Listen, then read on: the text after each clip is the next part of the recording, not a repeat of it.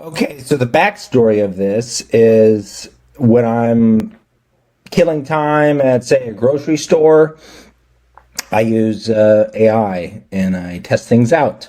So you're at a grocery store, you don't know what to buy. What is the healthiest choice? Now, I picked a bunch of cupcakes and candy to test this out just to see what it would do.